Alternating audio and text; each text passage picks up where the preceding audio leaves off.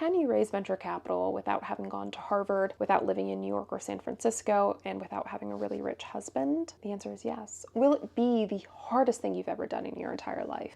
Also, yes. I come to you as someone who has raised a bit of venture capital. I quite literally had every single strike against me. I'm Black, I'm a woman, and I live in the South. Let the data tell you, I had no shot at raising venture capital, but here I am, I still prevail. There are just things we have to learn that other people just already were privy to.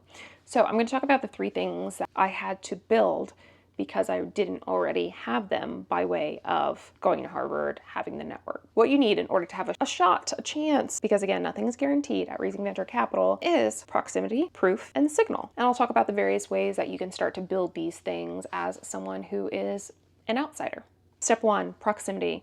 And this is all about networking, right? You don't already have the built-in network, so you have to work extra hard to start to build the network with people who are able to deploy capital, other founders, people in your vertical, and it just takes time. So before you even think about asking for dollars, I wish I would have spent more time networking and learning more about the ecosystem, being in the spaces that they frequent, going to happy hours, going to industry events, going to conferences. So if I can do it all over again, this would be my game plan. I would pick 2 to 4 conferences per year that were the hot events. And by hot, I would say that they have a higher concentration of people that I wanted to meet that would all be in one space. Yes, it's probably going to be harder to get on those people's schedules, but if you plan in advance, it is a little bit easier, and also is easier to maybe bump into them by accident. Second, because I'm on the founder side, I would try to meet 5 founders who are one step ahead. So maybe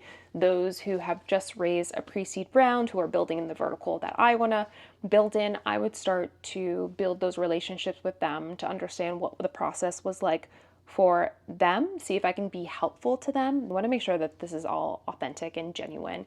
People can suss out when you just want something for them. So really do this in a authentic way.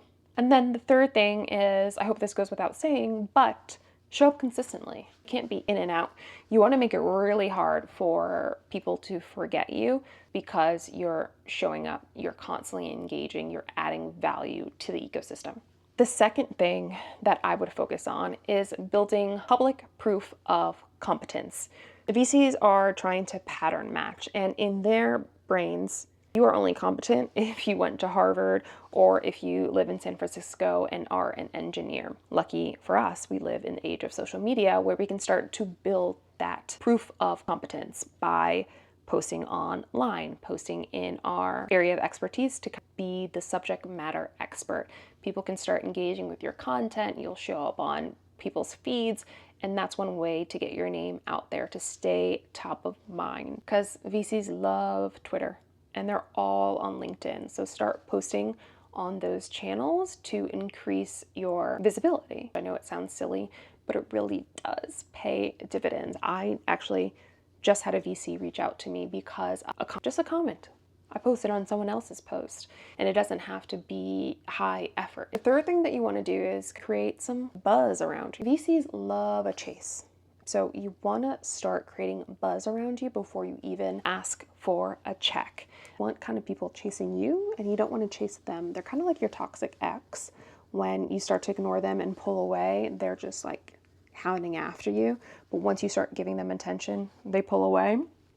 VCs are a bit avoidant like that. So you want to make sure that they're chasing you and you're not chasing them, and that requires you to create some signal and make some noise around what you're building. And I think that kind of goes to the second point we just talked about, which is talking about what you're building online. So being an outsider does put you at a little bit of a disadvantage, but that doesn't mean that it's impossible. You just have to be a little bit more intentional about how you go about playing this game, because at the end of the day, it is a game. That might be an unpopular opinion, but it just is. So if you're building from somewhere that isn't a startup city, let me know where you're building from, and I want to see how many of us are out there. We can do this. I believe in you.